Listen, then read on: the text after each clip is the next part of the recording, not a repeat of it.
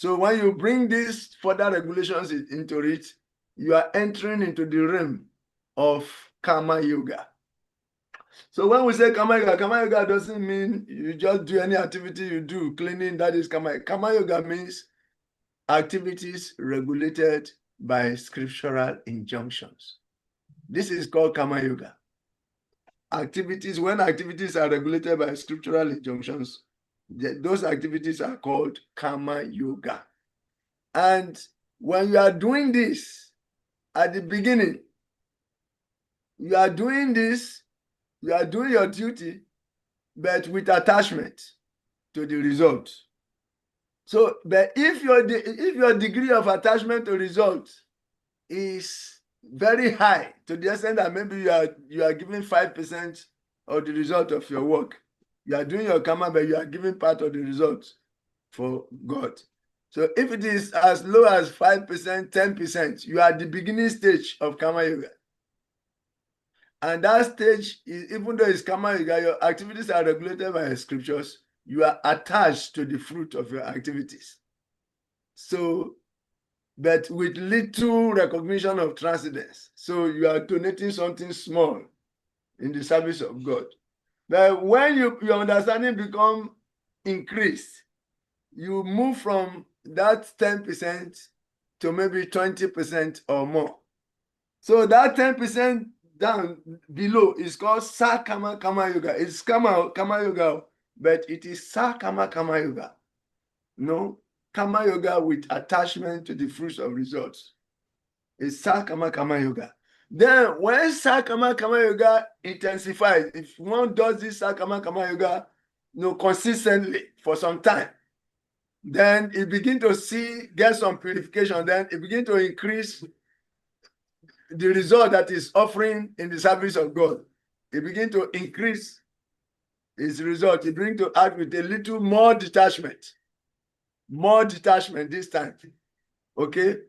But not so fully, more detachment, up to the level of even 50%. So this time is acting with knowledge and detachment. Is acting with knowledge and detachment. Knowledge and detachment. Okay? So at this point, his activities become niskama. That means a higher stage of Kama Yoga. The lower stage is Sakama Kama Yoga. The higher stage is Niskama Kama Yoga. Then when Niskama Kama Yoga intensifies, it becomes Astanga Yoga, because the higher form of Niskama Kama Yoga will culminate in Jnana Yoga. Jnana Yoga means knowledge is added. Detachment plus knowledge. That is Niskama Kama Yoga. And the higher form of Niskama Kama Yoga, when it intensifies, it becomes Jnana Yoga. So Jnana Yoga is also called Bhagavad Arpita Niskama Kama Yoga. Kama Yoga that is motivated with knowledge. What kind of knowledge? Knowledge of our relationship with God. You see? And when that intensifies, it becomes Astanga Yoga. That means knowledge plus yoga plus meditation. Knowledge plus detachment plus meditation. Knowledge plus detachment plus meditation. This is intensified Jnana Yoga. Then, if that is done consistently, inside that kind of activity, there is a fire. The fire of knowledge increases. Then there is the beginning stage of Bhakti Yoga now. Bhakti Yoga begins from there when the meditation intensifies. You see? So this is called Bhagavad, full-fledged Bhagavad Apita Niskama Kama Yoga. Kama Yoga that is centered around pleasing God. At the beginning stage, it is Bhakti Yoga, but Sadhana Bhakti Yoga. And when that intensifies, it becomes full-time Bhakti Yoga. So these are the different stages of yoga. And Krishna is going to explain to Arjuna how he should elevate himself from one level of yoga to the other. until they come to the platform of Bhakti. So this is the next session we are going to deal with. It is also called Buddhi Yoga. This next session is called Buddhi Yoga. And this Buddhi Yoga is about this. Knowledge plus detachment plus meditation, then plus Bhakti. Okay? So it is the ladder you are climbing. The yoga ladder we are climbing from Vikama to Kama Yoga to earlier stage of Kama Yoga, which is Sakama Kama Yoga. Then from Sakama Kama Yoga to Niskama Kama Yoga. From Niskama Kama Yoga to Bhagavad Arpita, Niskama Kama Yoga. Then it intensifies into Jnana Yoga. Jnana Yoga intensifies into Astanga Yoga. And Astanga Yoga intensifies into full Bhakti. So Bhakti Yoga is also called Astanga, is Buddhi Yoga also. Sometimes Bhakti Yoga is called Buddhi Yoga too. See, Buddhi Yoga Visishyate. Bhakti Yoga is also called Buddhi Yoga. Okay, so this next session, this is what we are going to see. Arjuna is being prompted to act with knowledge and detachment, then plus meditation. Meditation on Krishna, anyway, which will culminate into full Bhakti. So let us read the verse 40 now.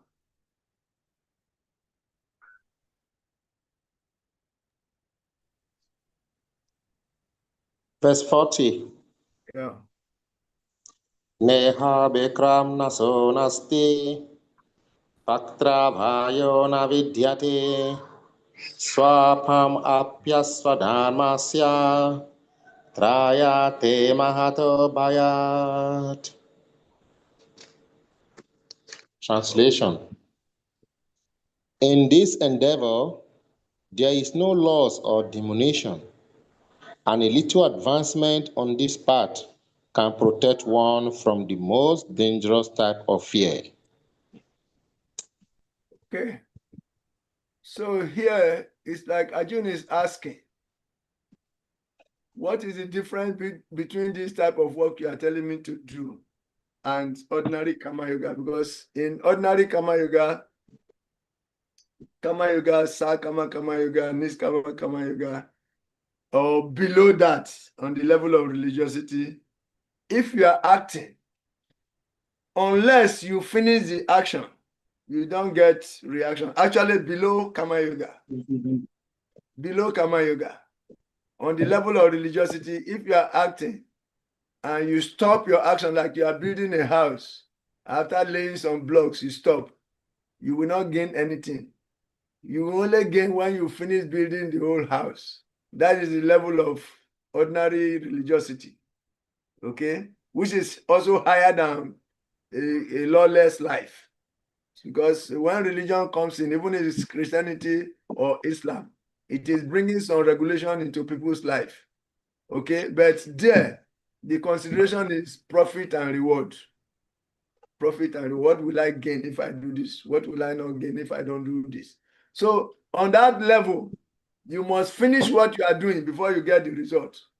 But here there is a question that, okay, in Bhakti Yoga or in the lower stage of Bhakti Yoga, which is Niskama Kama Yoga, if I'm doing work, like Arjuna is asking, if I do this work and I stop halfway, I go for some time, I stop halfway. Like later we ask the question more clearly. If I go, I've already given up my material attachment, I'm working in detachment, and if I'm unable to continue to the end, what would I gain? Will I gain anything? So Krishna is answering him here that yes, as opposed to ordinary religiosity, here once transcendental knowledge is included, when you're acting that you are not this body, you are a spirit soul, you are part and parcel of God, and for that you are acting with God in the center. What you gain is that from the beginning, you start gaining. Your bank balance will only increase. It will not deplete. It will only increase. So any little advancement you make on this path, it can protect you from the most dangerous type of fear. And what is the most dangerous type of fear? The most dangerous type of fear is the fear of losing the human body. So this is what Krishna is telling Arjuna now. that, look, in this level of action I'm trying to prompt you into, if you act, even if you just the first 5 layers of block you lay, that record is given to you eternally, beyond birth and death. It will go with you. You see, you just do little work. Any little work you do, it will be recorded for you eternally. So if you do halfway, all that will be recorded for you. If you do 3/4 into finishing, all that is recorded to you for you. And if you do fully, you get 100% reward. So whatever action you perform here, it generates eternal results. Okay, this is what is being said. Read the purport, please.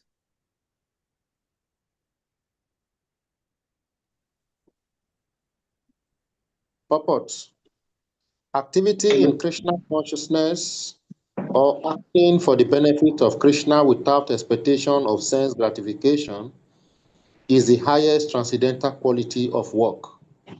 Even a small beginning of such activity finds no impediment, nor can that small beginning be lost.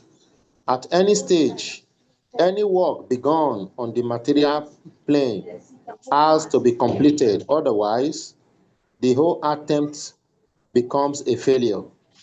But any work begun in Krishna consciousness has a permanent effect, even though not finished. The performer of such work is therefore not at a loss, even if his work in Krishna consciousness is incomplete. 1% done in Krishna consciousness bears permanent results, so that the next beginning is from the point of 2%. Whereas in material activities, without 100% success, there is no profit.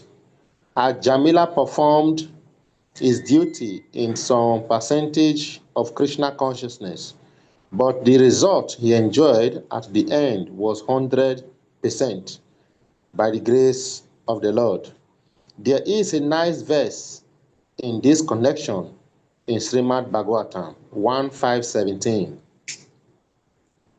Tyaktva charanam bojamahare bhajannapakyo tapate tattoyadi yatra kvava bhadram abuddhamusyakim kovattapto bhajantam swadamataha.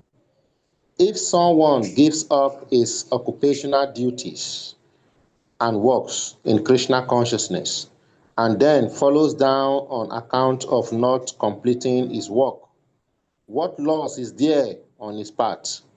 And what can one gain if one performs his material activities perfectly? Or, as a Christian says, what profited a man if he gained the whole world, yet suffers the loss of his eternal soul?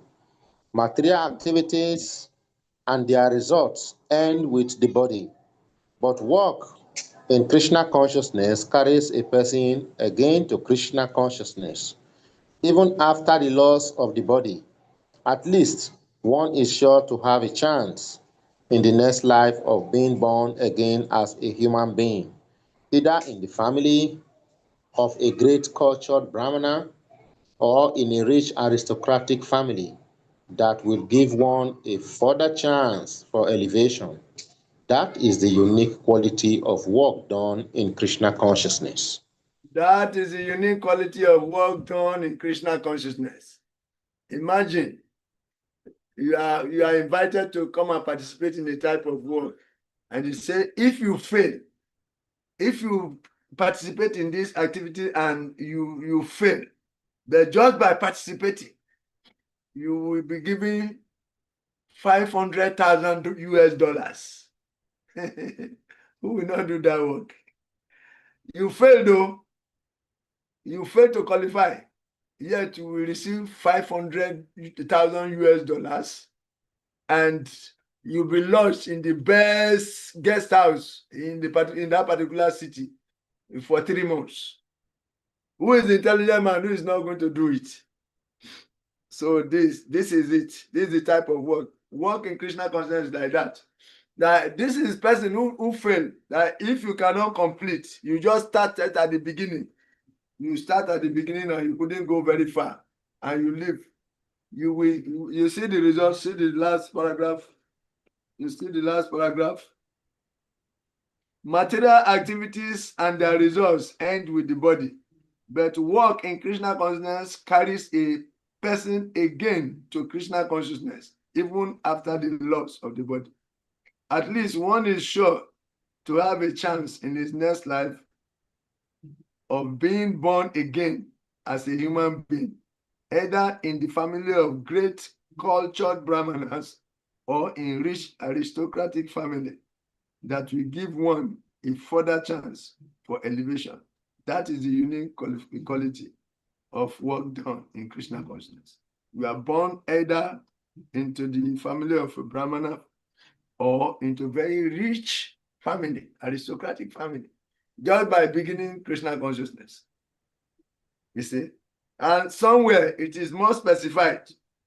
If you just begin, you first go to heavenly planets, enjoy for thousands of years there before you come back and to be born into these families. So that is just for somebody who didn't go very far in Krishna consciousness. How much more for those who dedicate their lives in Krishna, even if they didn't perform fully well, just by being there in Krishna consciousness and trying to practice. You can imagine the results that is waiting for you. Therefore, Krishna is encouraging Arjuna that in all circumstances, fight. So in the next verses, we encourage Arjuna to hear more about this, the benefit of acting in Krishna consciousness. Next verse. Yasya tasya nikabudi ikaha kuru nandana bahu kashahi anantacha urayu vasanam. Those who are in the path of should be resolute in purpose, and the aim is one. Oh, beloved child of Guru, the intelligence of those who are resolute is many branched. So, yes, this particular verse is one of the most serious verses in ISKCON.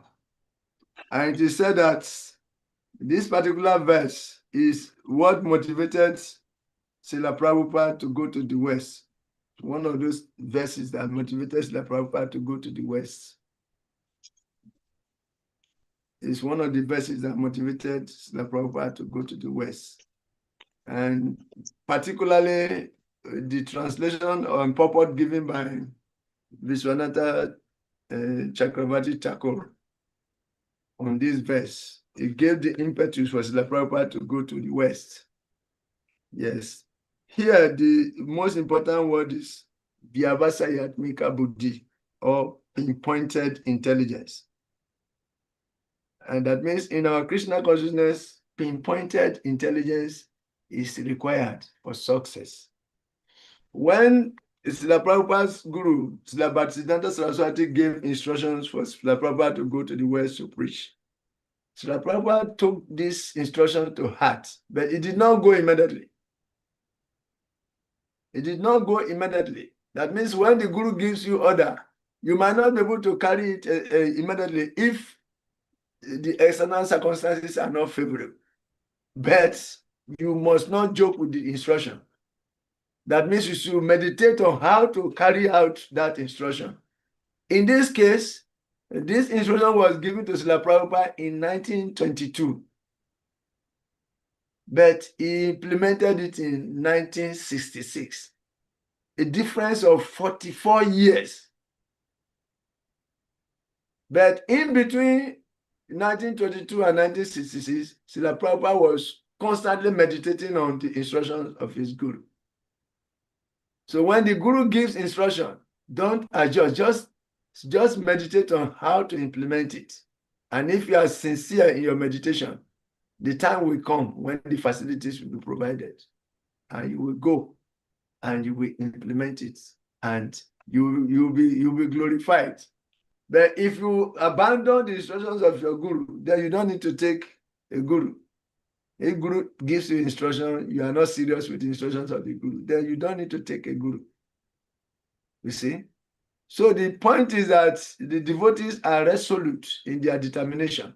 And what is that determination? It is the determination to implement the instructions of the guru. That is the determination. To be resolute in determination means, to be one-pointed in determination means, to be one-pointed in our determination as disciples to implement the instructions of our guru. Are we there? Yes. That is where we are supposed to be. So all those who have taken initiation and you have gotten the instruction for your guru, you should take that instruction as your life and soul and start for a whole lifetime, meditate on how to implement it successfully. Then, of course, you are there. But if you joke with it, and if you are not ready to implement instructions given by the guru, don't take a guru. Don't. Raghupati, what are you doing? I'm seeing you tampering with some things on the screen. Don't try. Okay? You have taken initiation, so you have to be very resolute in your determination to implement. Okay? Be resolute in your determination to implement the instructions of the guru. So, in this way, okay, it is said that Srila Prabhupada once told his disciples that in the 1950s, before he spread Krishna consciousness throughout the world, he read the commentary on this verse written by Srila Vishwanatha Chakravarti Thakur. He said he was struck by the commentary, which further fixed him in his resolve to follow Srila Bhaktisiddhanta Saraswati Thakur's order to preach Krishna consciousness in English. And what is this order? What was the commentary given by Srila Vishwanatha Chakravarti Thakur? Let me read it for you to hear. Of all kinds of intelligence, the best is intelligence focused on Bhakti Yoga. In Bhakti Yoga, one's intelligence becomes single-pointed or fixed in determination. One thinks, the instruction of my spiritual master to worship the Supreme Personality of Godhead by chanting, remembering, serving his feet, and so on, are my only sadhana, my only sadhya. Sadhya means the goal, my only livelihood. I am unable to give up these instructions, either in the stage of practice or in the stage of perfection. They alone, that means those instructions alone, are my object of desire and my only responsibility. Besides them, I can desire no other responsibility, not even in my dreams. It is all the same to me, whether I feel happy or unhappy, or whether my material existence is eradicated or not. So Srila Prabhupada comments further on this verse in his purport of Srimad Bhagavatam 2:4-3-4, that the whole matter is concluded in Bhagavad Gita 2:41 as Vyavasayatmika Buddhi, or the absolute part of perfection. Srila Baladev Vidyabhusana also defined this as Bhagavad Ashana Rupaika Niskama Karma Bhi Visuddha Chitta. That means accepting transcendental loving service to the Lord as the prime duty, free from fruitive reactions. So what we are saying here is that the instructions of the Guru is that one resolute determination. So the determination of a disciple is the determination to carry on or to implement the instruction of the Guru. Don't joke with it. And if you are not ready to take the instructions of the Guru to heart, don't take a guru. On the other hand, a devotee who has no such resolution, who has no such resolve, resolute determination, his intelligence is many branched, like the foot of a bird. That means, or like the branch of a tree, branches of a tree. His intelligence is divided. So when our intelligence is divided, we will not be able to implement the instructions of our guru to satisfaction of the guru. So let us fine-tune our intelligence. Let us meditate constantly on how to implement the instructions of our spiritual master. This is the purport of this verse. Let someone read the purport. Raghupati, you should read the purport if you are there.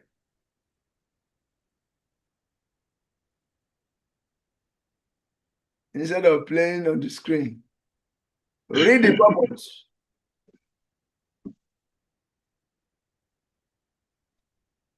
Oh, you are not there?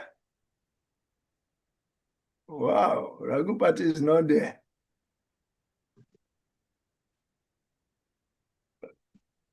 Raghupati is not there. He's there, but there is no light where he is. Is it? Then Purushottam Yatra Prabhu, you should read for us the purport of this verse. This is a very important verse. Srila Prabhupada took this verse very, very seriously, and this verse is the most important verse for all devotees. Hare Krishna. Hare Krishna. Purport. A strong faith that by Krishna consciousness one will be elevated to the highest perfection of life is called Vyavasayatmika intelligence.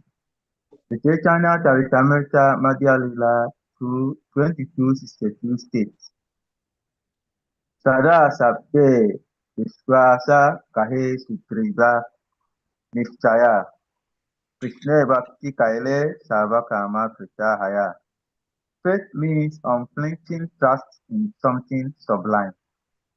When one is engaged in the duties of Krishna consciousness, he need not act in relationship to the material world with obligations to family traditions, humanity, or nationality. Creative activities are the engagements of one's reactions from past good or bad deeds. When one is awake in Krishna consciousness, he need no longer endeavor for good results in his activities. When one is situated in Krishna consciousness, all activities are on the absolute plane, for they are no longer subject to dualities like good and bad. The highest perfection of Krishna consciousness is renunciation of material conception of life. This state is automatically achieved by progressive Krishna consciousness. The resolute purpose of a person in Krishna consciousness is based on knowledge. Vasudeva Savam Iti Sa Mahatma Tu Dulabhaha. A person in Krishna consciousness is the rare good soul who knows perfectly that Vasudeva or Krishna is the root of all manifested causes. As by watering the root of a tree, one automatically distributes water to the leaves and branches. So by acting in Krishna consciousness, one can render highest service to everyone, namely self, family, society, country, humanity, etc. If Krishna is satisfied by one's actions, then everyone will be satisfied. Service in Krishna consciousness is, however, best practiced under the able guidance of a spiritual master who is a bona fide representative of Krishna, who knows the nature of the students and who can guide him to act in Krishna consciousness. As such, to be well versed in Krishna consciousness, one has to act firmly and obey the representative of Krishna. and one should accept the instruction of the bona fide spiritual master as one's mission in life. Srila Vishwanatha Chakravarti Thakur instructs us in his famous prayers for the spiritual master as follows. Yasha Prasadat Bhagavat Prasado, Yasat Prasadan Nagati Kuto Api. Jayans Subham Stasya Yasastri Sandhyam Vande Guru Sri Saranara Vrinda. By satisfaction of the spiritual master, the Supreme Personality of Godhead becomes satisfied. And by not satisfying the spiritual master, there is no chance of being promoted to the plane of Krishna consciousness. I should therefore meditate and pray for his mercy 3 times a day and offer my respectful obeisances unto him, my spiritual master. The whole process, however, depends on perfect knowledge of the soul beyond the conception of the body, not theoretically, but practically. When there is no longer a chance for sense gratification manifested in intuitive activities, one who is not firmly fixed in mind is diverted by various types of intuitive acts. Hare Krishna. Hare Krishna. So this is it. Vyavasayatmika intelligence is the ultimate. And this verse, every devotee should meditate on it. The spiritual master actually is the life link between the devotees, the scriptures, and Krishna. So there are principles in devotional service, but it is the spiritual master who knows how to engage his disciples according to time, place, and circumstances, according to utilize the principles according to time, place, and circumstances.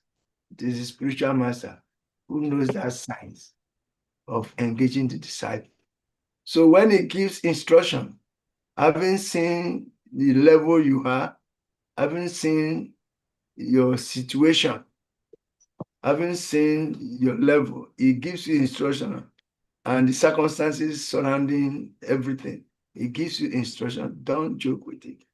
That's why whenever we are confused at a particular stage in our devotional life, we should always approach the spiritual master on what to do.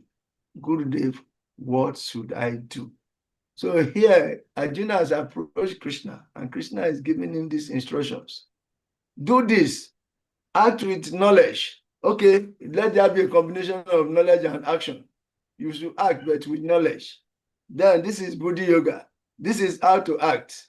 Be pinpointed in implementing the instructions of your spiritual master. If you do that, you are already situated in transcendence. Because the activities you have to do now, these are activities that do not bring reactions. Instead, these activities will gradually purify you until transcendental knowledge will ignite itself from within you by dint of these activities. And that knowledge will evolve from within you, and you'll be able to see yourself clearly as part and parcel of Krishna. And you'll be able to act on that platform. Then you surrender, then Bhakti begins. So it is very important.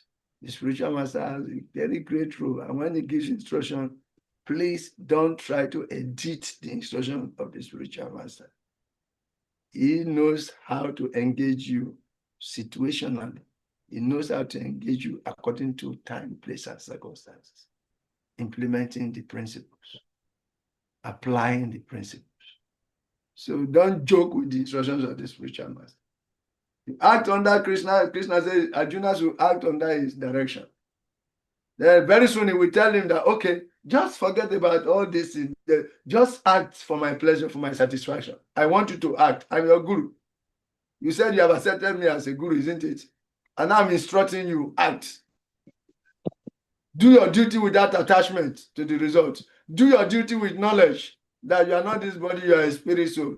Do your duty with meditation, on how to please me. Constantly remember the instructions I've given you and try to act accordingly.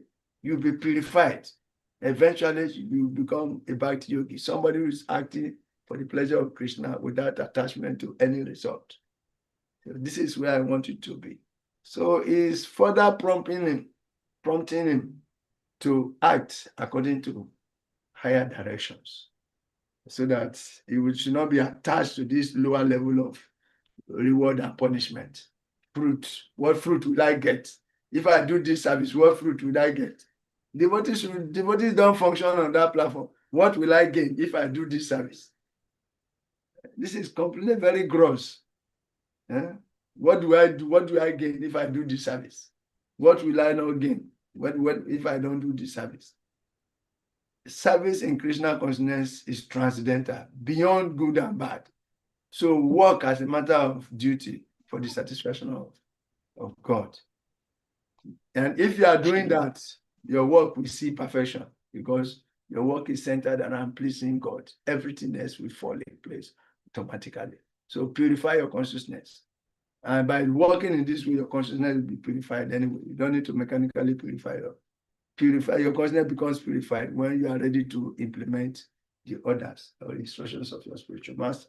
Okay, here we are. More prompting. Next two verses. Someone should volunteer to recite the next two verses. They are together. Yam emam puspitam vacham pravadhantya vipaschitaha veda vadharata parta nanyadhaste tivadhinaha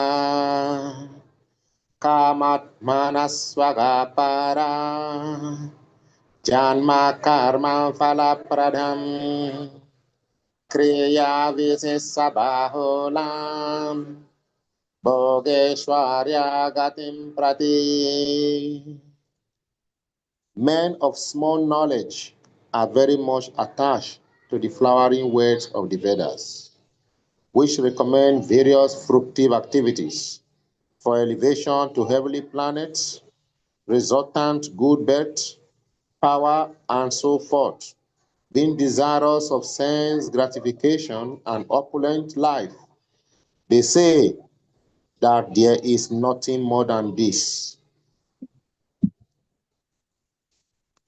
Purport. Read it. People in general are not very intelligent, and due to their ignorance, they are most attached to the fructive activities recommended in the Karma Kanda portion of the Vedas.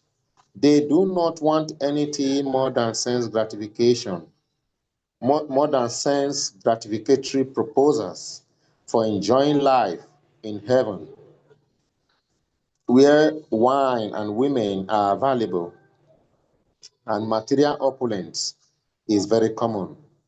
In the Vedas, many sacrifices are recommended for elevation to the heavenly planets, especially the Jyotistoma sacrifice.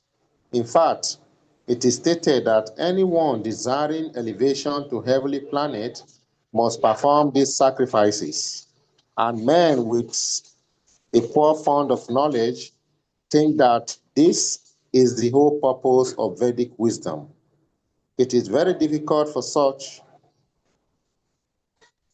inexperienced persons to be situated in the determined action of Krishna consciousness, as fools are attached to the flowers of poisonous trees without knowing the results of such attractions.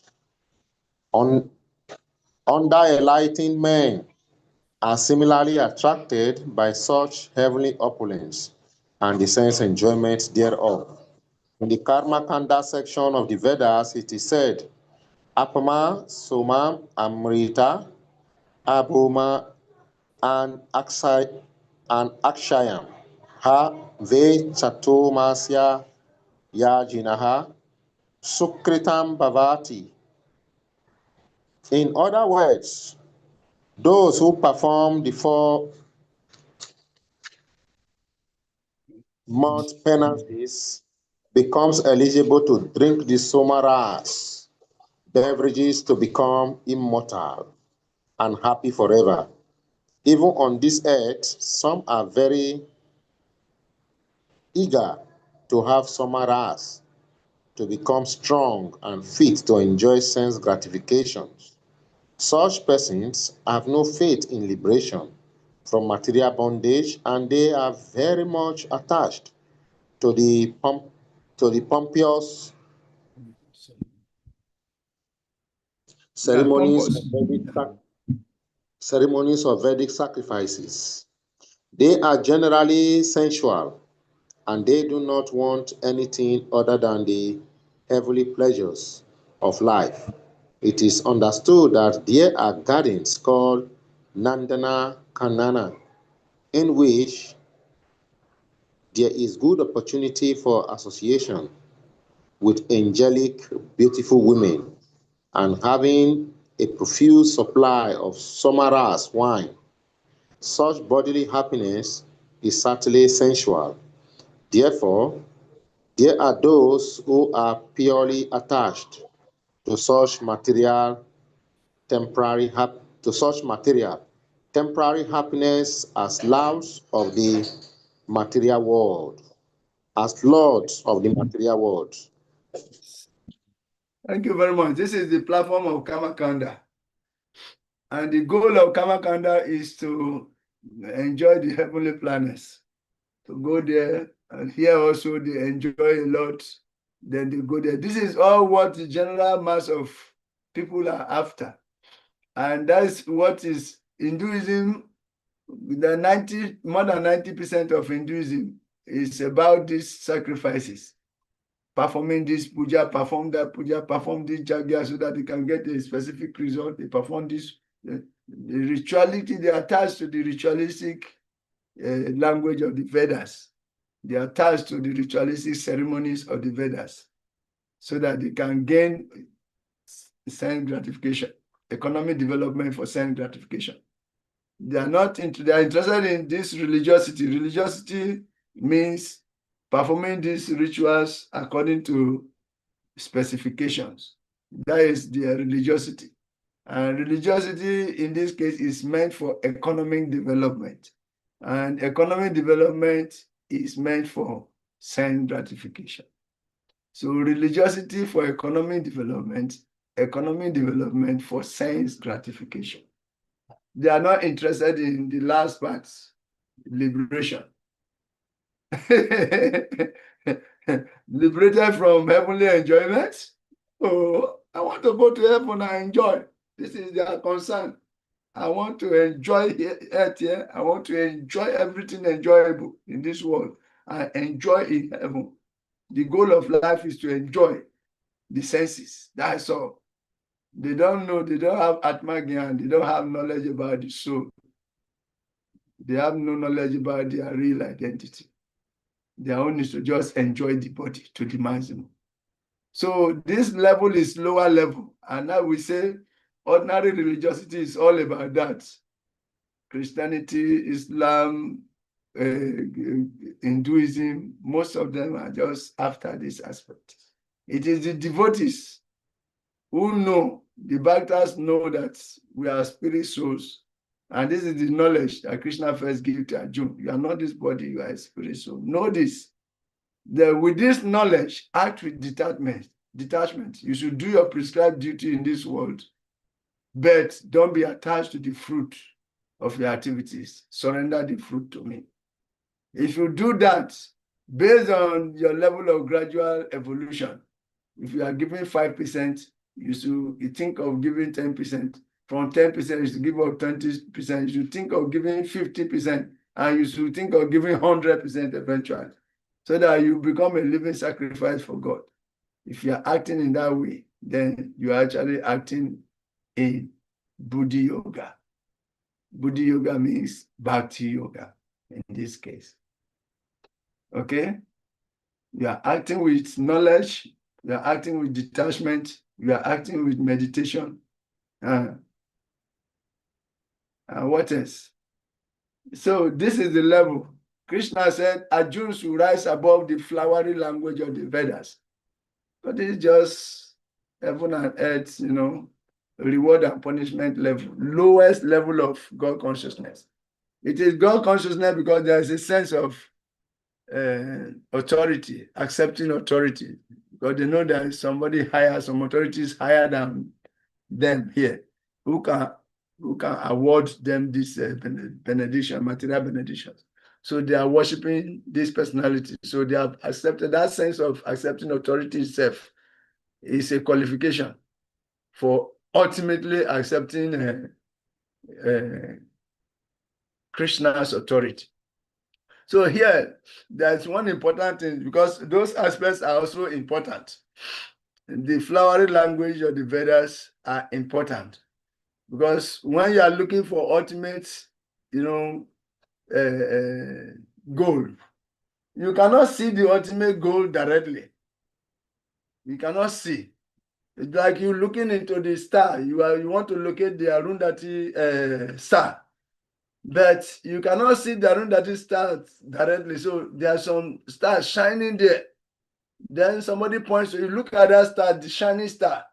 Have you seen the shining star? He said, yes, I've seen that star. That's still at that particular point. He said, then when you see that star, look at the left of that star. The other star that is on the left side of that shining star is the Arundhati star. So this is a way that the Vedic ritualistic ceremonies, they point to you that there is a higher authority. Look at that authority. Look at the demigods. When you see the demigod, then they say, okay, look beyond that demigod. You will see those demigods are also working under the direction of superintendence of that particular God you are seeing that is above, playing the flute, standing in threefold bend. You see? So it's a way of getting them towards a direction that will lead to the ultimate direction. So it is also good because not everybody is on the highest level of consciousness. So based on the level of consciousness that one is gradually led to the ultimate understanding. And by accepting the authority of those who are supplying their material, and by respecting and worshiping those people, gradually they will also see that those people are worshiping somebody. Then when intelligence becomes purified, they say they want to know, who is that person I'm worshiping? He's also worshiping somebody. Who is he worshiping? Then they look. Then you see that they are worshiping the ultimate master. And that ultimate master is where I learned from. The prodigal son analogy is exactly that. That's why we always say that demigod worship is the Sankirtan arrangement of the Lord to trap the conditioned souls who have gone very far. The Lord has spread the net that you cannot worship me directly because of too much of impurities. Worship demigods who are my servants. When you worship the demigods who are my servants, you will get some purification. Then you will see that the demigods themselves are worshiping somebody. Then that will, your purified intelligence will lead you to eventually come back to me. So this is the Lord Sankirtan arrangement, or the prodigal sons analogy. Understand? The prodigal son was worshiping, he was eating with pigs, he suffered so much. At a point, then he said that, why am I suffering so much? I've seen that there is a company there. Let me go to this company and see whether they will employ me to work. Meanwhile, he left his kingdom, his father's kingdom, where everything was there. After suffering, squandering all that he took away, he now goes to a company and start working. In that company, there is a boss. It's a boss there. So he start obeying the boss. Yes, sir. Yes, sir. Yes, sir. Do this. Yes, sir. Yes, sir. Yes. At the point, you see the boss chanting on beats, meditating on something. Say, but who is my boss was meditating on? The boss says, oh, he's meditating on Krishna. Where you came from, the person you carry your own share and left, your father, is the one worshiping him.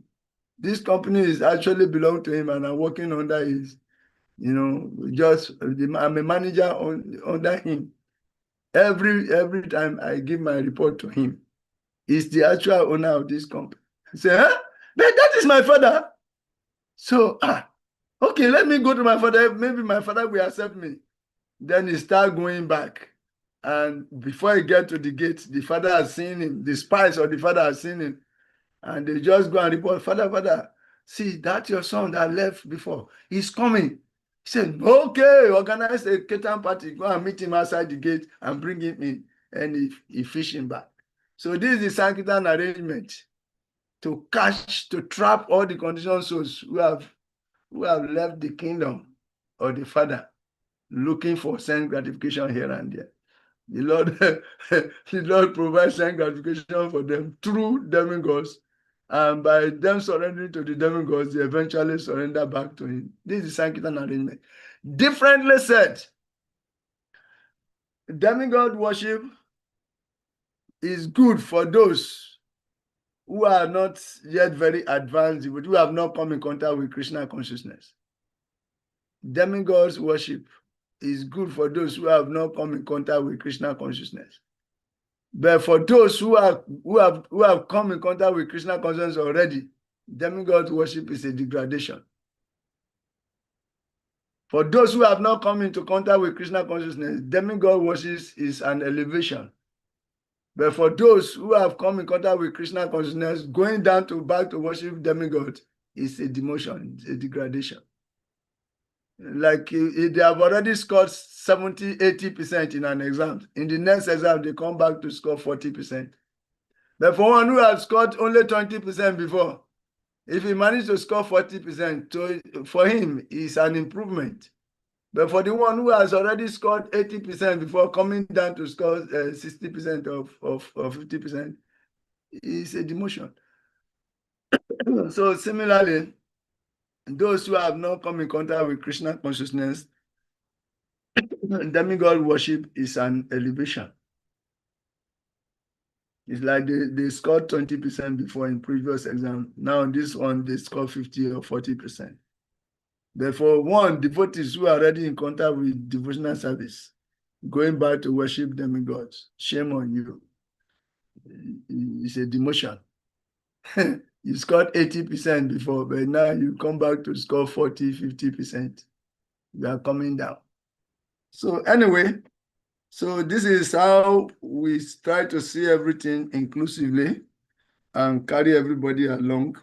But Krishna is telling Arjuna to rise above because you're associating with the Supreme Personality of God. Don't misuse my intelligence. Act on the highest platform as an Aryan. You are a spirit soul, eternally part and parcel of me. Act on the platform of the soul. So I gave you this knowledge from verse 11 to 28. Knowledge about the soul, analytical knowledge, the difference between the body and the soul, and elaborated it for you. Then I say, if you cannot act on that pure because it's too high, then do your prescribed duty with that knowledge. While doing your duty, do the duty and offer the result to me. You'll be gradually elevated. And when you are fully elevated, you come to realize that there is nothing more than just working for me, because I'm the one who is actually maintaining you, everybody in the first place. So work for me and you will be liberated. Okay? So this is what Krishna is telling Arjuna here. And he's saying, the Vedas mainly deal with the subject of the three modes of material nature. O Arjuna, become transcendental to these three modes. Be free from all dualities and from all anxieties for gain and safety, and be established in the self. This is a transcendental call. Know yourself. Man, know thyself. Don't be carried away. Don't be attracted by. Sometimes we see devotees who have also, people who have become devotees. After taking spiritual masters also, they still go back to demigod worship. They demote themselves. That means they don't know the value of the Bhakti that was awarded to them by the master of the spiritual master. So, Trigunya Visaya Veda, this Trigunyo, rise above the three modes of nature, acting under the modes. We are so much after the flowery language of the Vedas, the leaves on the banyan tree, jumping from one branch to another, plucking one leaf. And this is entanglement. The bio-leaf analogy, we are going to meet it in chapter 13. In chapter 13, we're going to meet it. Okay, chapter 15, precisely, chapter 15. We are going to meet the banyan tree analogy. The material world is a perverted reflection of the spiritual world. And you don't see perverted trees. Trees that the roots are up and the branches are down. You don't see them in the material world. Only by the river bank, you will see. If you go by the river bank, you are in the water, you look, you see that the tree, the root is up and the branches are down. You will see it. So this material world is a perverted reflection of the spiritual world. What you are seeing here is a shadow of what is in the spiritual world. When you understand this, say the banyan tree of material existence is having innumerable branches, and each branch will go and grow and touch the ground. It will become root again, and it will start growing up, and it will bend and touch the ground, and it become root again. And in this way, you don't know which is the original root. And this banyan tree has become so large. So you cannot cut the tree down. You can't cut it. But the only thing you can do is to cut yourself out of the tree with the weapon of detachment. Sanga Sastri now, with the weapon of detachment. Detachment, the weapon of detachment should be sharpened with the file. It should be sharpened with discrimination. When you use sharp cutlass to cut anything, it's very sweet. So the cutlass must be sharp, and the sharpener is discrimination. And this discrimination is what Krishna has given to Arjuna here. You are not this body, you are a spirit soul. The soul is never born, it doesn't die also. And it cannot be cut to pieces, it cannot be withered by the wind, it cannot be moistened by water, it cannot be burnt by fire. The soul, none of the weapons you have can affect the soul. So just try to understand this. And for the body, it cannot be saved. Bhismadeva's body cannot be saved by anybody. Dronacharya's body cannot be saved. Nobody can save the material body. The material body must fall. But the soul cannot be killed. So if you have this understanding, then do your prescribed duty with this understanding, and you'll be gradually elevated until you become pure. And when you become pure, all your activities are transcendentally absorbed. So don't consider heavenly gratifications. They are temporary. The wise man, the Buddha, the wise, the intelligent man does not delight in such things. You are Narayan, Arjuna. Rise above this petty weakness of heart, desire for sense gratification, and engage yourself as my eternal servant. As a Kshatriya, fight and show good example. Stop arguing with me. Now you are a disciple. Carry out my instruction, and you'll be liberated. Be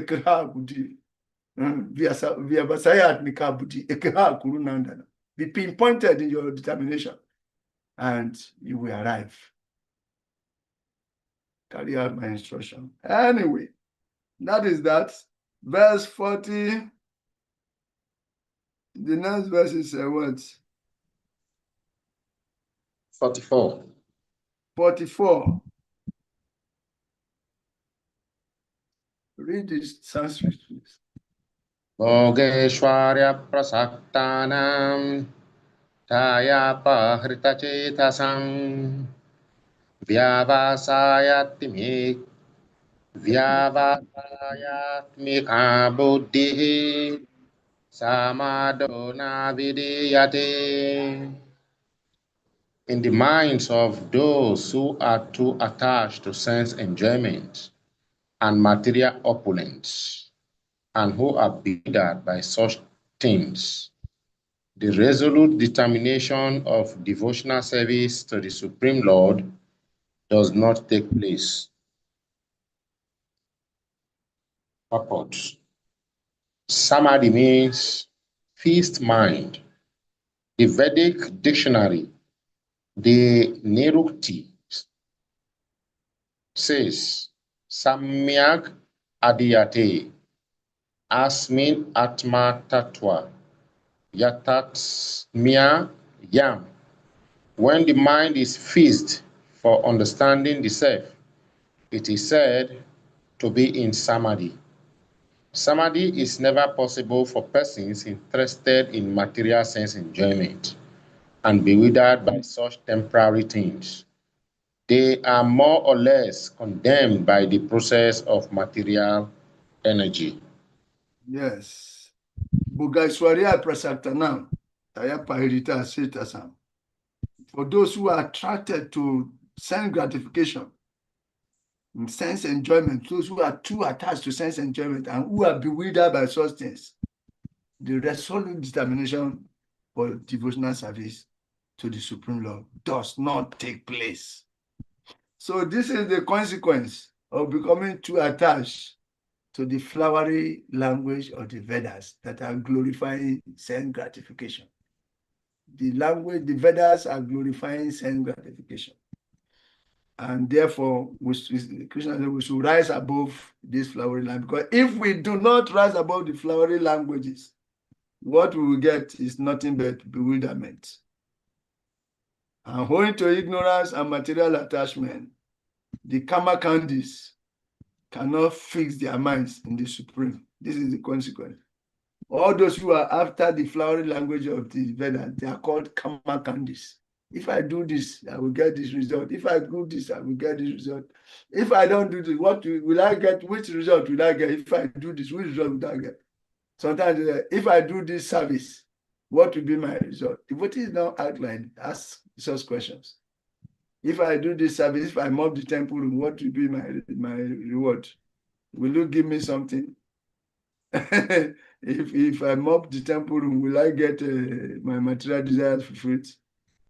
Otherwise, I will not do, because I don't want to waste my energy anywhere where I will not get a result. Devotees don't act like this. But the karma candies, those whose life is just dedicated to glorifying sense gratification, and who are ready to do anything and everything to get their sense, to bring their senses in contact with their objects. To those people, their result is bewilderment. Their intelligence becomes bewildered. Their determination cannot be resolute. Instead, they use the Vedas as an excuse to avoid the Vedic purpose. And what is the purpose of the Vedas? Surrender to the Supreme Personality of Godhead. Vedai Chasabai Aham Eva Vedya Vedanta Creed Vedavit Eva Chaham. The purpose of the Vedas is to know Krishna and engage in devotional service. That is the purpose of the Vedas. But for those who are too attached to sense gratification, who are bewildered by such things, the resolute determination to do devotional service does not. Therefore, sense gratification and devotional service are diametrically opposed. Though there is transcendental sense gratification, whereby lower engagements are replaced with higher engagements. Very soon we'll come to that also. That is the process of Krishna consciousness. It's not a process of abandonment. It's a process of replacement, replacing lower engagement with higher engagements. But engagements must be there. Okay? Regulated engagement versus unregulated engagement. That is the difference between a Krishna conscious actor and a Kamakandi actor. Give up Kamakanda mentality, or the Veda Ratas, those who are glued, who are so absorbed and who are carried away by those flowery language of the Veda. They are called Veda Ratas. Veda Rata. They are carried away by the Veda. They do this ritual, do this. Most Indians, that is their platform. Most Indians. And all these temples, Indian temples, Hindu temples, they are all about that. They are Veda Ratas. If I do this ritual, I will get this result. If I do this ritual, I will get this result. The devotee is callous. So such desires is indifferent.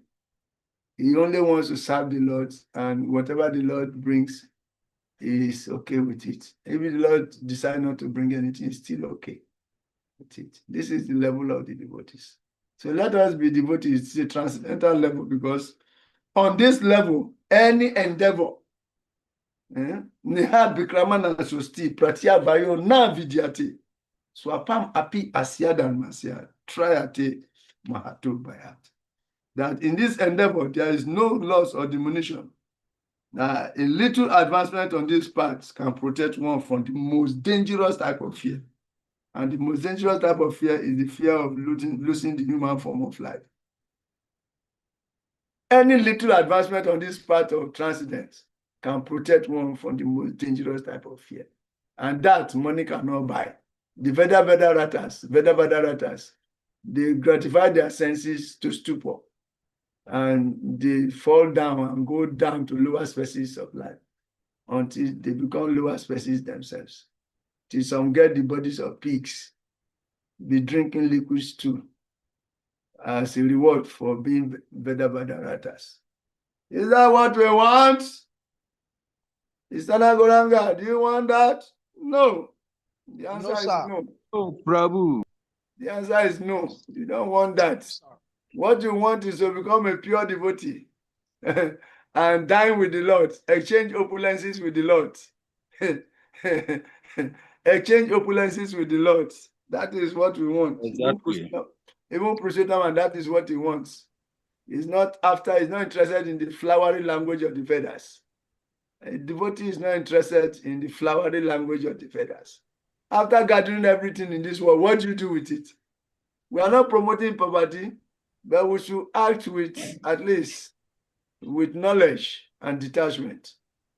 Then we can cut ourselves out of the complex buoyancy of material existence. We can cut ourselves out.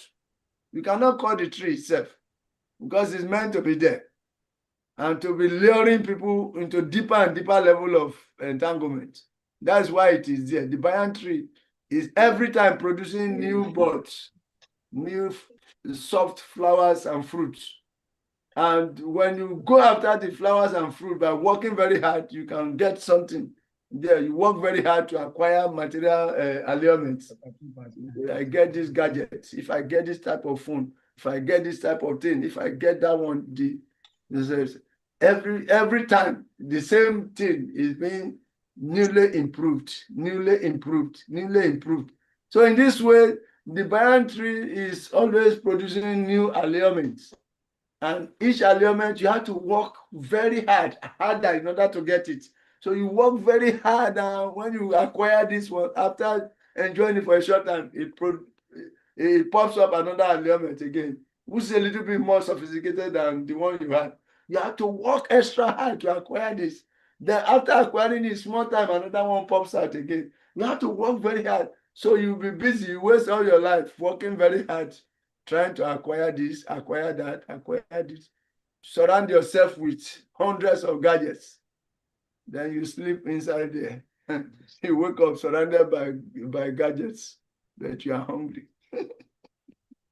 You go look for food. Come and lie down inside the gadgets. These things do not satisfy the soul. The soul is satisfied by engagement in transcendental devotional activities. By the mercy of Gurudev and Srila Prabhupada, we know this. So let us not become Veda ratas or Bugaswarias. Buga, those who are after Boga. Arjuna was asking Krishna, but what will be my Boga? What will be my Boga? What will be my enjoyment? If I do this fight, what will be my enjoyment? I will kill Bhishma, I will kill all these people there. What will be my enjoyment? As if he was completely Maya, but Krishna put him in that Yoga Maya in order to speak Bhagavad Gita. So that is understandable.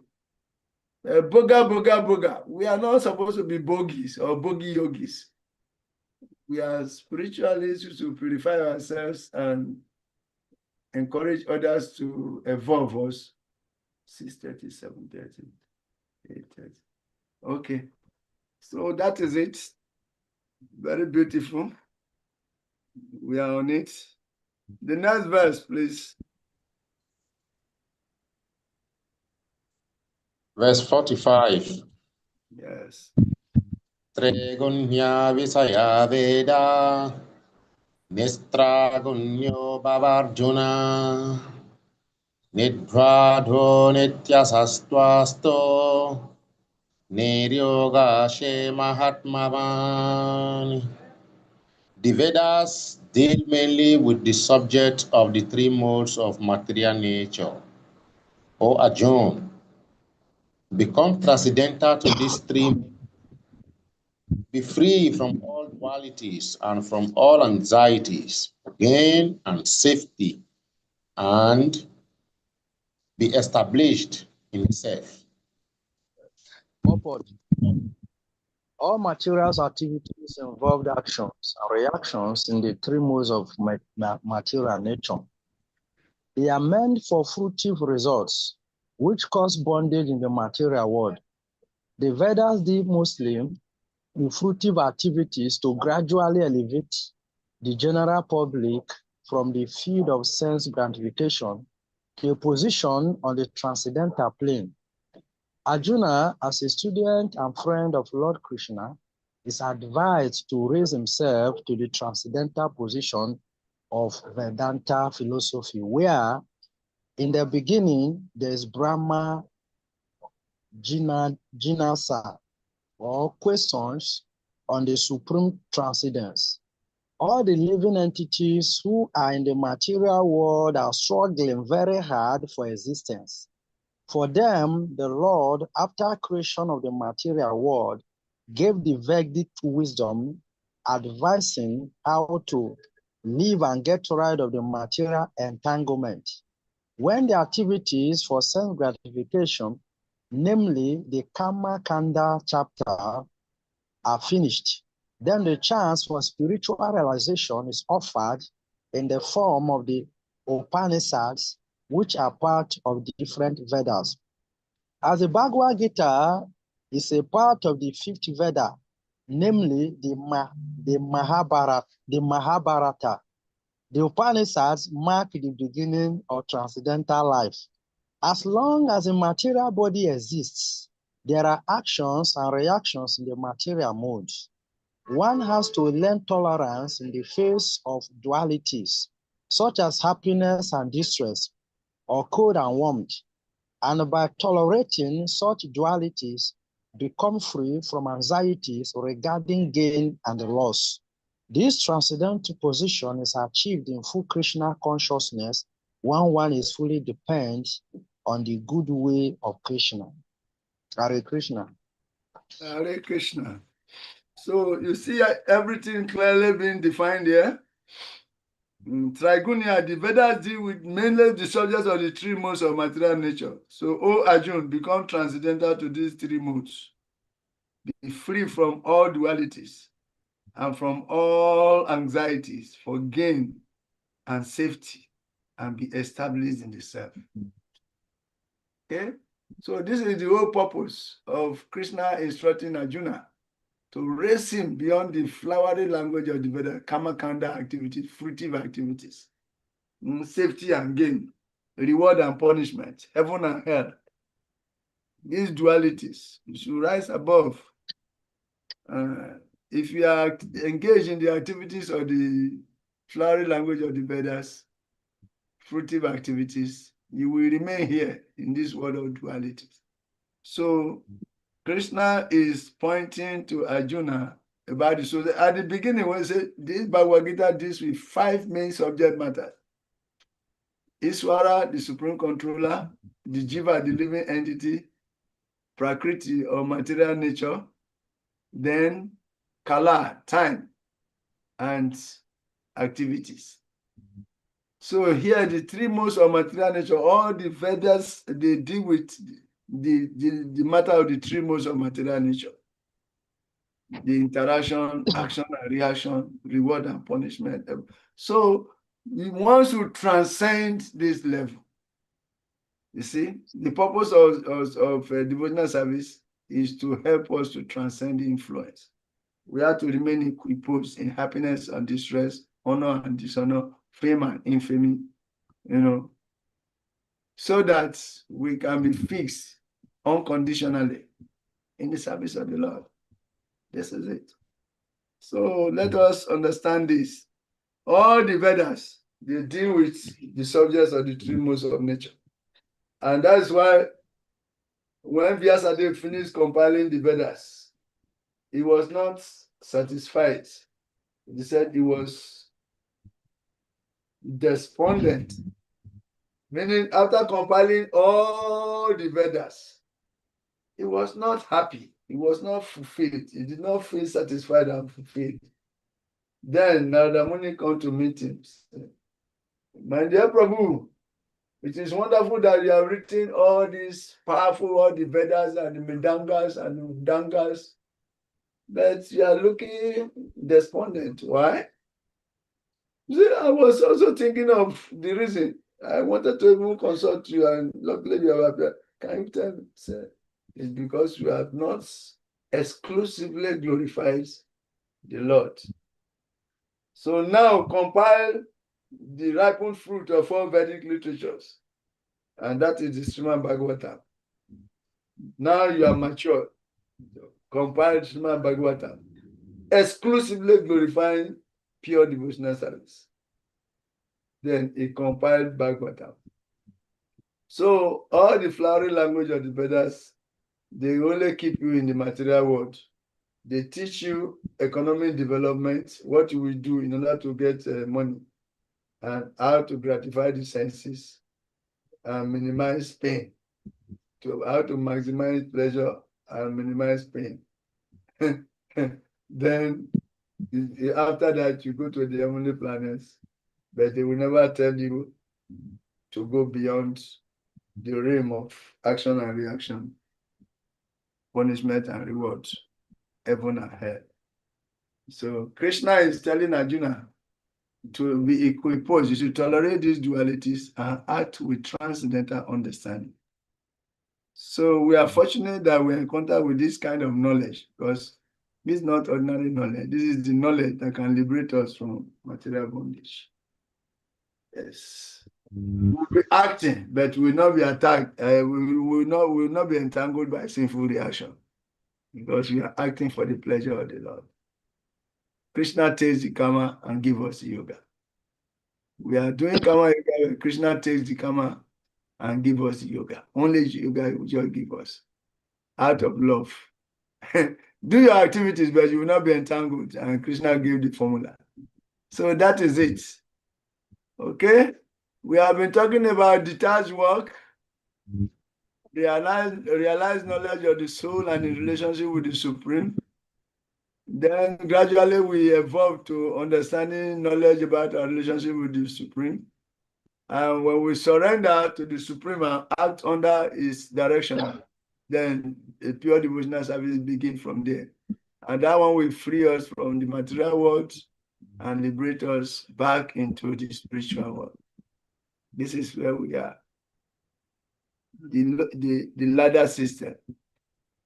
Ordinarily, work is done with attachment. That is the ladder. The base of the ladder is a multitude of people. This multitude of people are enjoyed in karma kanda activities.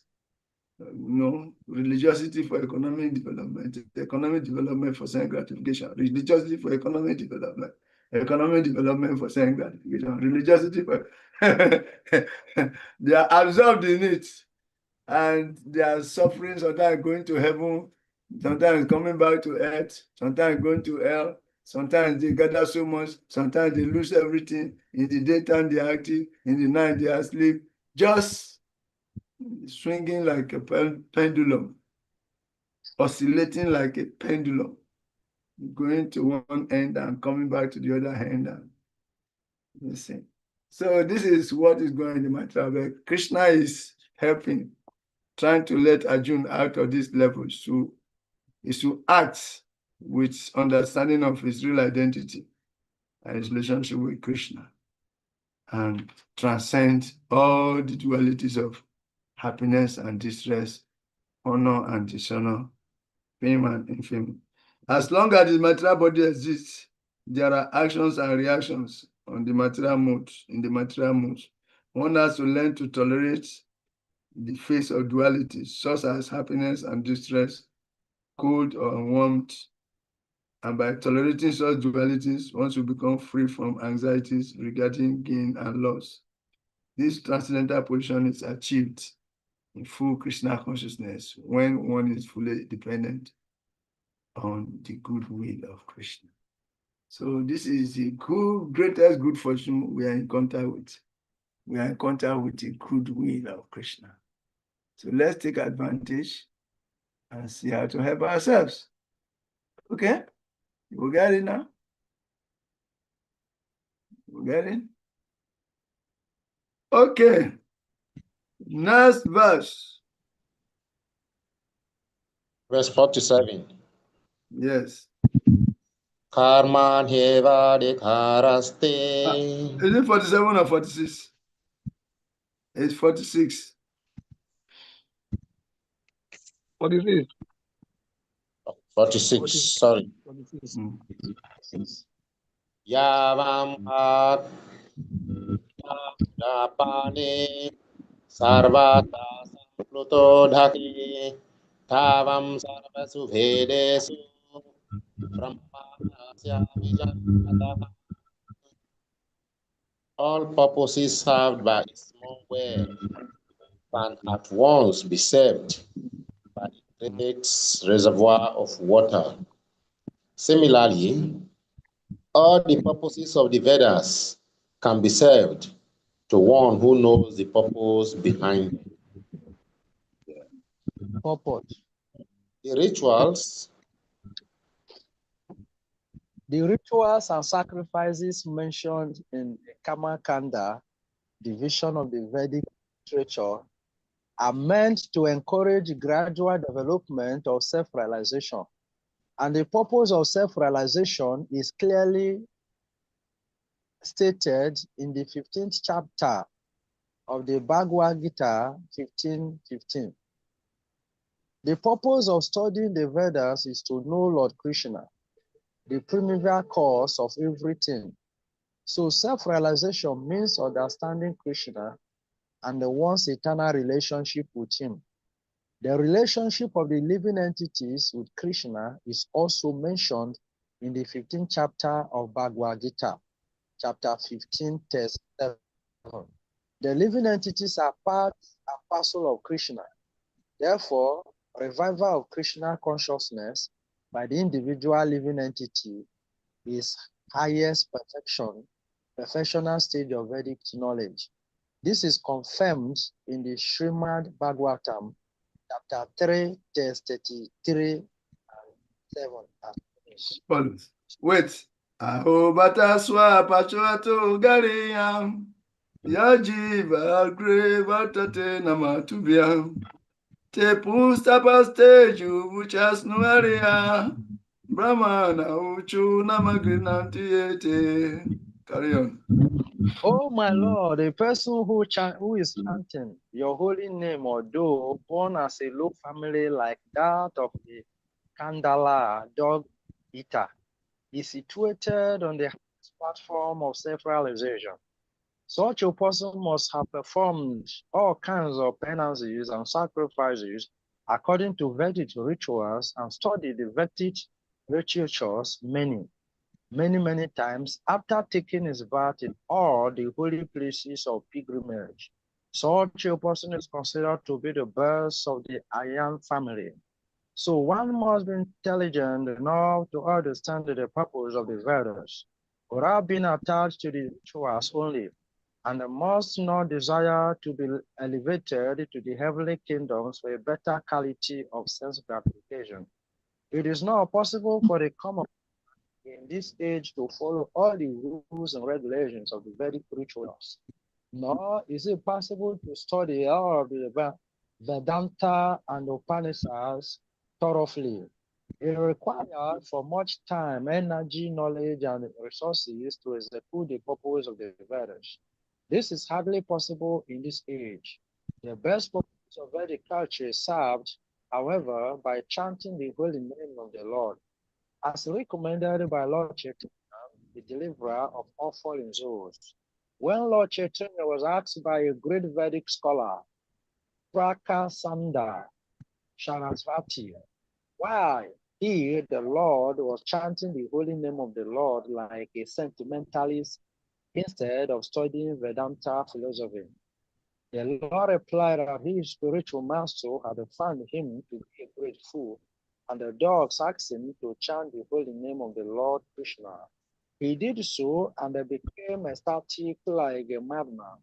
In this stage of Kali, most of the population is foolish and not adequately educated to understand Vedanta philosophy.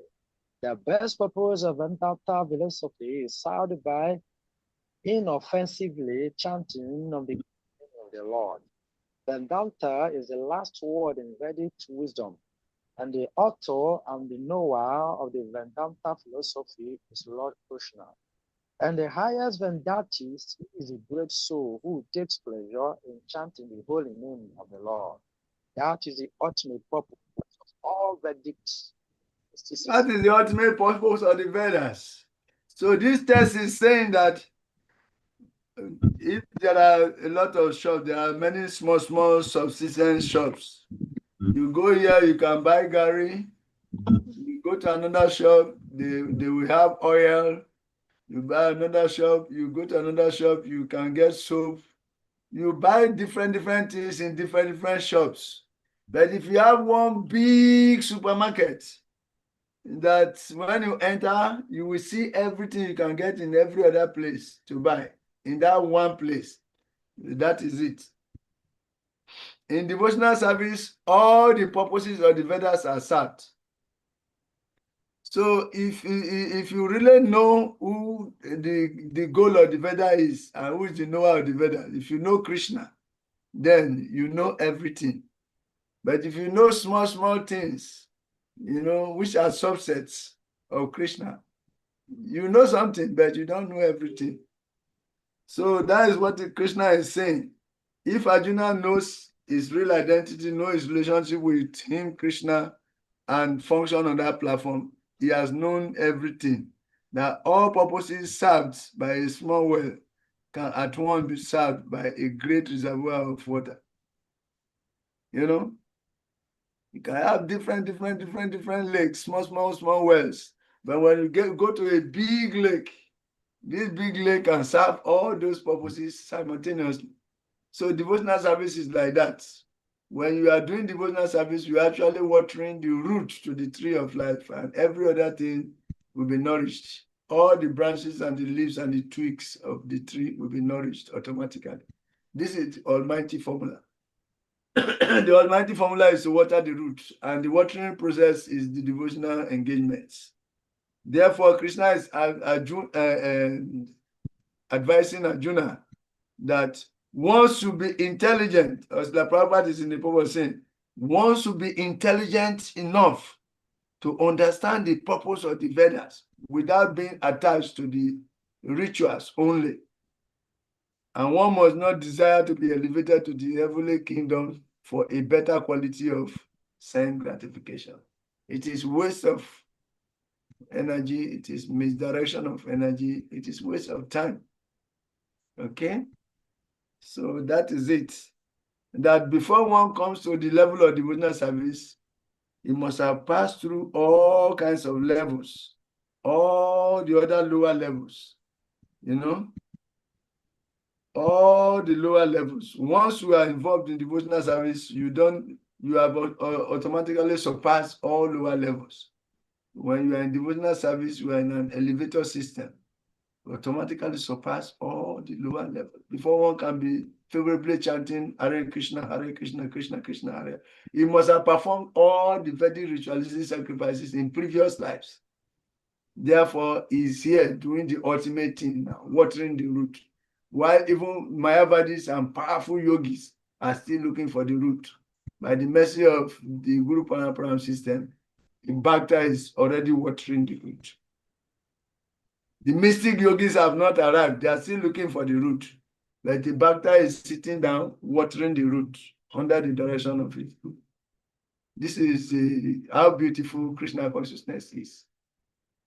Even though we have not made so much studies in this lifetime, we are exposed to the root and the activities of watering the root directly by the mercy of Srila Prabhupada. All glories to Srila Prabhupada ki jai. So let us keep on watering the root and know that everything else will fall in place if we continue to water the root. Okay? Because the purpose of the Vedas is to understand Krishna. Vedai cha savai aham eva vedya Vedanta krit vedavit eva chaham. You see? So that is it. But don't forget the first part of the slogan is Savasya Chaham Kridis Anivisto. The Lord is actually situated in everyone's heart. And from him comes knowledge, remembrance, and forgetfulness. Those who are acting on that platform, they need to be forgetful. They need to act in forgetfulness so that everything will be fulfilled. And those who are to be in knowledge of themselves, Krishna give them knowledge. So from the same verse, is granting forgetfulness to some people, is granting remembrance to some people. So the souls are differently evolved. We are on different level of evolution of consciousness. And Krishna as the super soul is responding to our needs accordingly, situationally. And those who ultimately want to know the Vedas, who knows Krishna, they know the Vedas. Therefore, it's the same person doing everything, but inconceivable to our tiny intelligence. So Krishna is telling Arjuna that I'm telling you all this because you are my friend and you have taken me as a good. Okay? Lord Chaitanya came. All the processes, all the Vedic rituals, they are cumbersome. We cannot do them in this age. Therefore, the recommended process for this age is chanting Hare Krishna, Krishna Krishna, Hare Hare, Hare Ram, Hare. He personally came to teach it. And this is the Mahaguna. The Kali Yuga is full of faults. Kali Dosa and Rajan are still here. A Mahaguna is full of faults, but there is one major advantage in this Kali Yuga that simply by chanting Hare Krishna, Krishna Krishna, Hare Hare. All that is to be acquired by all other rituals is acquired, is attained by the person chanting Hare Krishna. So that is it. And this verse is Aho Bata Swapatu Ato Ganyam. Say, oh my Lord, a person who is chanting your holy name, that you and me now, although born in of low family, like that of Chandala or dog eaters, is situated on the highest platform of self-realization.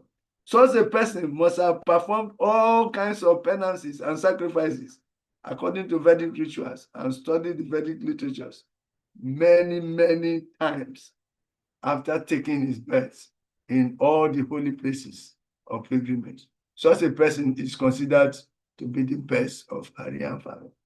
Those who are chanting Hare Krishna now, we are souls evolved in consciousness from many, many lifetimes before we are here. So let us not ridiculously start looking back, trying to think that lower activities are actually higher. So we want to leave devotional service to go and do other activities that will produce any gratification for us. Shame on us. Okay. We'll read the next two verses and we can stop. Verse 47. Okay, 3 verses. Adhikaraste ma falesu kadachana ma karma falahitubo ma te sango karmani. Have the right to perform your prescribed duty, but you are not entitled to the fruit of action. Never consider yourself the cause of the result, and never be attached to not doing your. Oh, Krishna's two Bhagavans. Somebody is talking. Okay, carry on. Purport.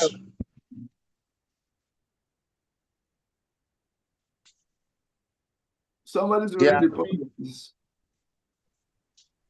Okay, purport. There are three considerations here: prescribed duties, capricious work, and inaction.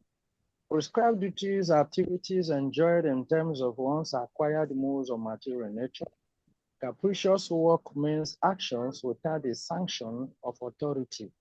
And inactions means not performing one's prescribed duties.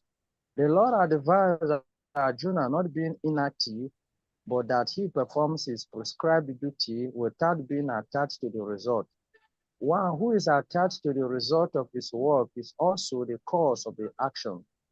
Thus, he is the enjoyer or sufferer of the result of such actions.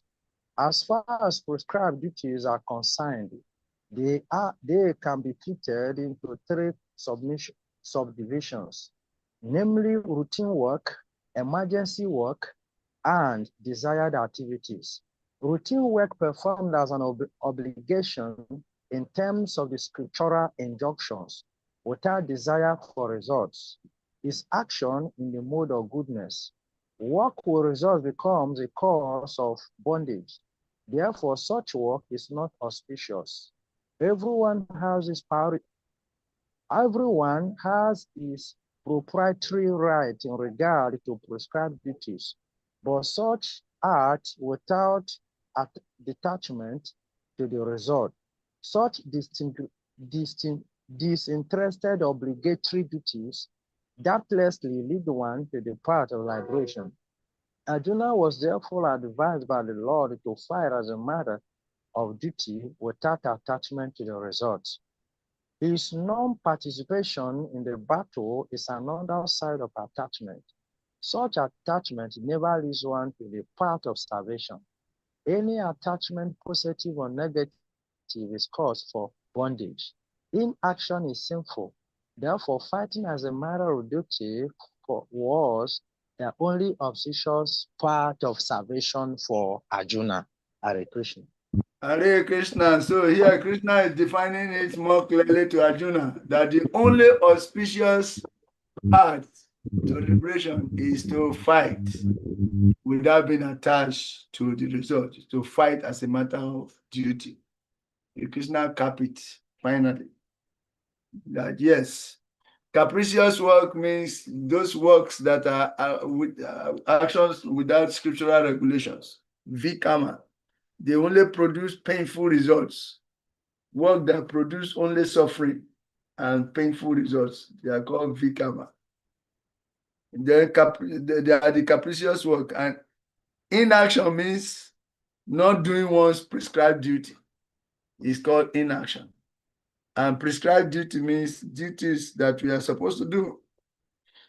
Therefore, he's telling Arjuna to do, Krishna is telling Arjuna to do his prescribed duty and not try to practice inaction and set bad example. So fighting as a matter of duty is the only auspicious work for a Kshatriya.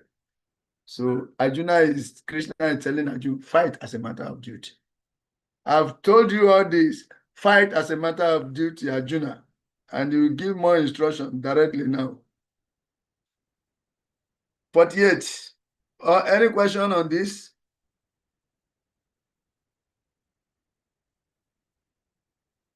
Krishna did not want Arjuna to set bad example.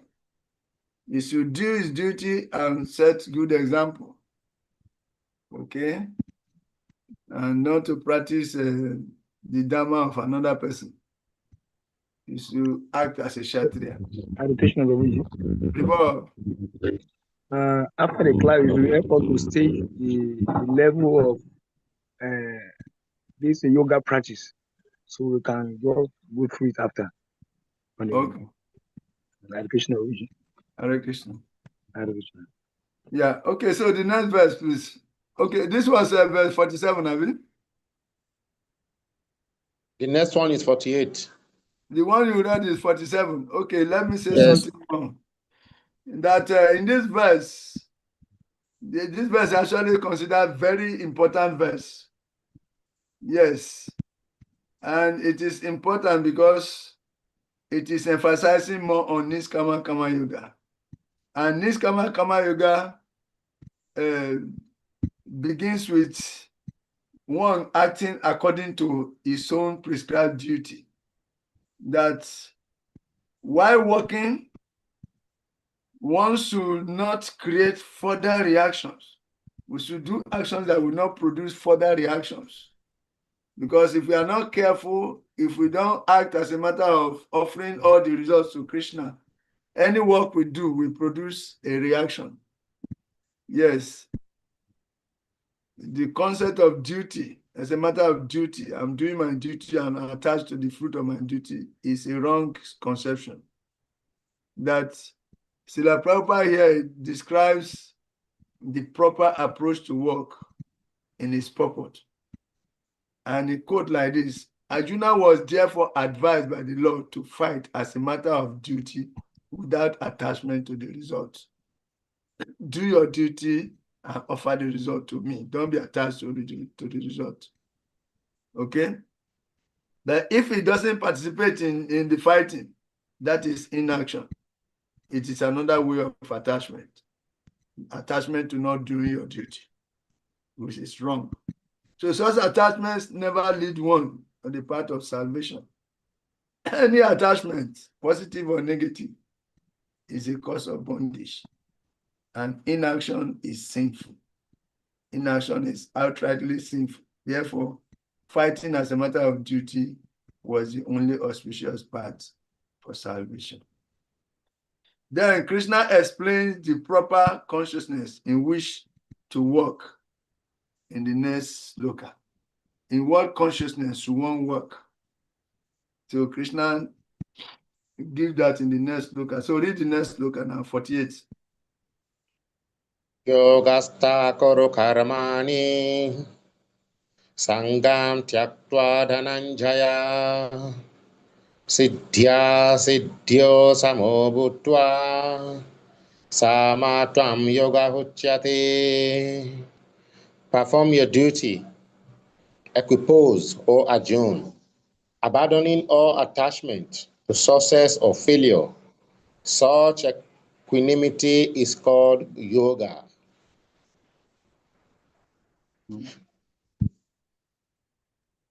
Purport.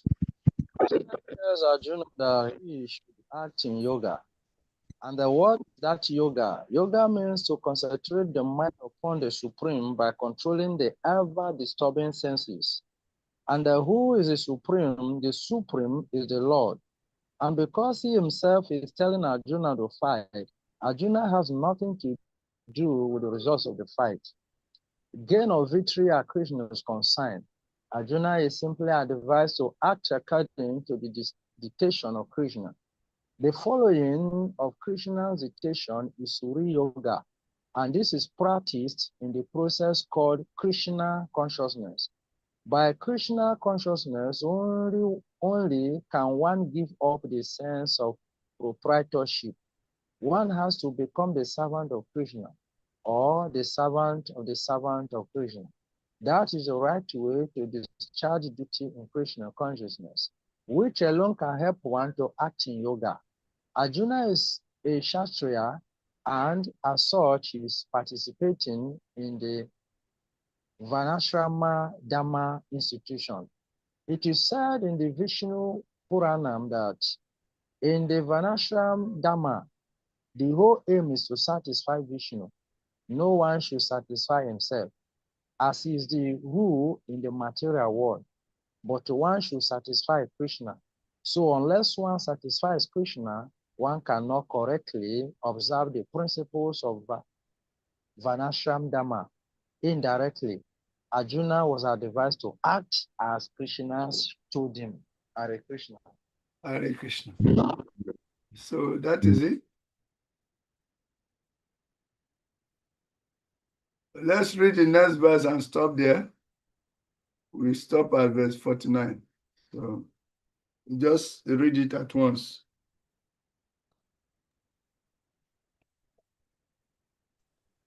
Read the verse 49 at once. During go.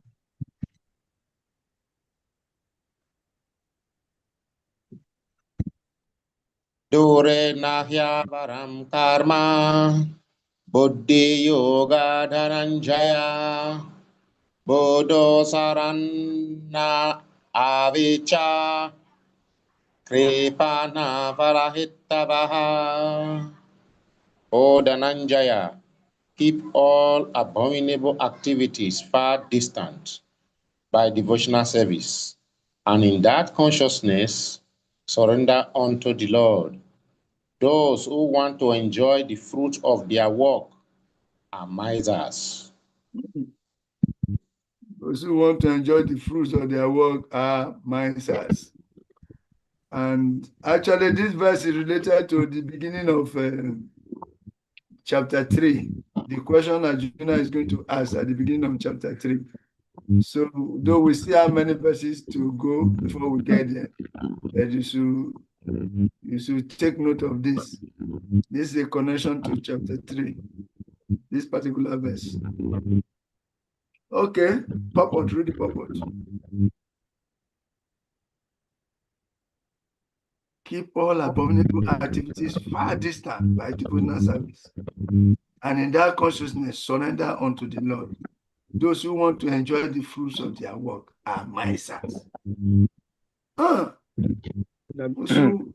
keep all of that disease far away by concentrating on devotional service. Don't try to enjoy the fruits of your work, otherwise you are a miser. This is big. Carry on. Purport. Purport one who has actually come to understand one's constitutional position as an eternal servitor of the Lord gives up all engagements save working in Krishna's consciousness. As already explained, Buddhi Yoga means transcendental loving service to the Lord. Such devotional service is the right course of action for the living entity. Only misers desire to enjoy the fruit of their own work, just to be further entangled in the material bondage. Except for work in Krishna consciousness, all activities are abominable because they continually bind the workers to the cycle of birth and death. One should therefore never desire to be the cause of work. Everything should be done in Krishna consciousness for the satisfaction of Krishna. Misers do not know how to utilize their access of riches, which they acquired by good fortune or by hard labor. One should spend all energies working in Krishna consciousness, and that will make one's life successful. Like misers, unfortunate persons do not employ their human energy in the service of the Lord. Hare Krishna. Hare Krishna. So, Isana Goranga, who is a miser, according to this verse? Who is a miser according to the purport? The Prabhupada's purport. Those who want to enjoy the Hare Krishna Prabhu. Hare Krishna. According to the purport, the miser is the one who wants to enjoy the fruit of their work. Hare Krishna. So, if somebody doesn't want to enjoy the fruit of work, what will motivate the person to do work?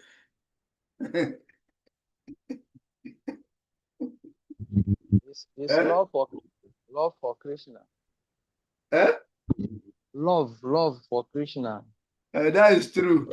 But actually, are you doing work and you're not attached to the fruit of your work? You get a video, na prasadam.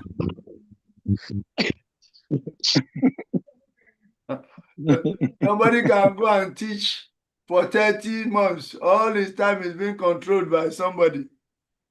And he's expecting. If he teaches one month, no payment. Second month, no payment. Third month, no payment. I go fast. We don't stop. Immediately. And you get a video. There is somebody on this platform now is working like that. Every month they collect his payment. If it's not being paid, I don't think he would like to work.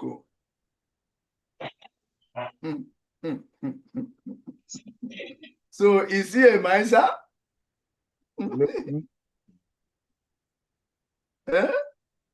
Is he a Maisa? Is it right for us to classify such a person as a Maisa? No. No, please. Why? Because it's not collecting salary. No. Is it wrong to collect salary in the Oh, no, it's not wrong. No, the no. person you are serving, is he a devotee? He's No. not a master because he spent all his energy working in Krishna consciousness. He's giving the result of the work to Krishna. Even though he's working outside, or he fully surrender. Exactly. Are you sure it's fully? Or is partially surrendered? He's doing Partially surrender. He's doing Sakama Kama Yoga.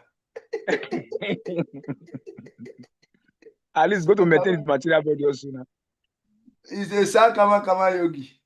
Go enter motor, go work your place now.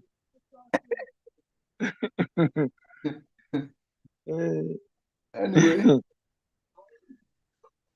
this particular world, even to in Krishna consciousness, inside Krishna consciousness, say, if I do this, what will I get? Someone refuses to do the work, calculating gain. Anyway, the advice is that whatever work we are doing, we should constantly think of the Lord, and as a matter of duty. And the Rasic example given is a young girl who has a boyfriend will be doing her work very perfectly in the house, but so that nobody will interrupt her next movement. All along, she's just thinking of the boyfriend. So we should be thinking of Krishna always in whatever work we are doing. Because practically speaking, yes, as long as we have a material body, the body must be maintained. So we have to do some duties. And it's not wrong for somebody to earn money. It's not wrong for somebody to earn money. But one has to be careful the type of job he does, so that it's not a sinful kind of work. You can earn money and engage part of the money in the service of the Lord and be gradually elevated. It's the consciousness that matters and how you utilize the result of the work that matters.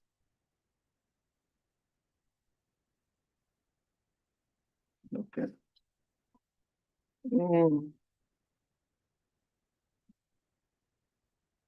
your work and engage part of the results in the service of the Lord. That's okay.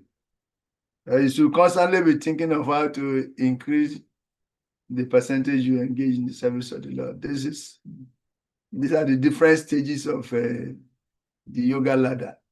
Balabara. These are the different stages of the yoga ladder.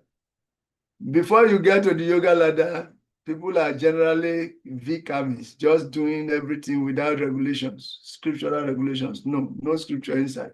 Just do anyhow. They don't even care for what God said or what will please God.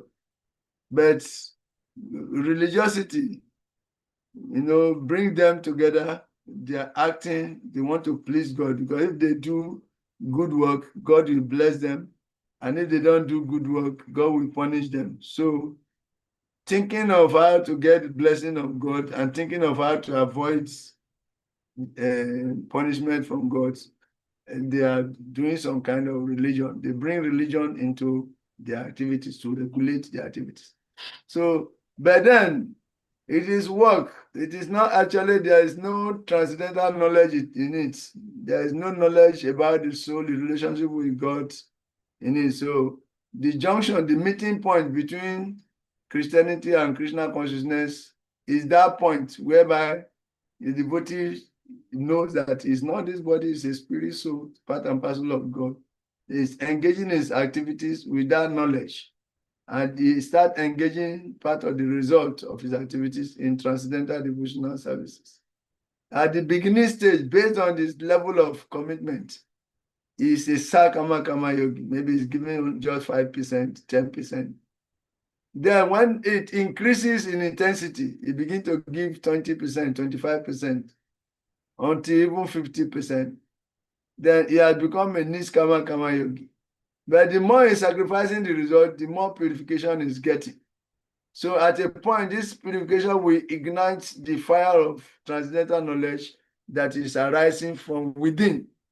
Realized knowledge begins to come as a result. So he becomes a Jnana Yogi. He has the knowledge, true knowledge of relationship with the Lord, and is acting on that platform. You see, he's acting and he's engaging the result in the service of the Lord. Until it becomes constant meditation, whereby everywhere is working, just thinking of how to do the Lord, service of the Lord, how to engage the result in the service. He's adding meditation to it. Then at that point, he graduates into becoming a Bhakti Yogi. And beginning stage of Bhakti Yogi is doing some activities. On the higher stage of Bhakti Yoga, he just abandoned everything and just only work for Krishna. Then he does his duty as a matter. He does his services as a matter of duty, and this is where Krishna wants Arjuna to come to ultimately. So he says, "He should not be a miser. A miser is he who is attached to the fruit of his labor. But a devotee is attached to the fruit of his labor, not for sense gratification, in the service of the Lord. So it becomes transcendentally absorbed." Okay. So on this note, there are about 3 verses left. We can continue from there tomorrow.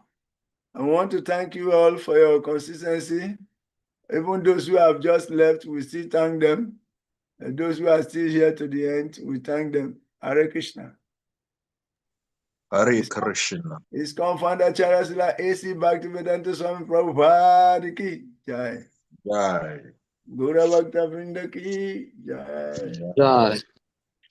See you tomorrow in the evening. Hare Krishna. Hare Krishna, Prabhu. Haribo. Thank you very much.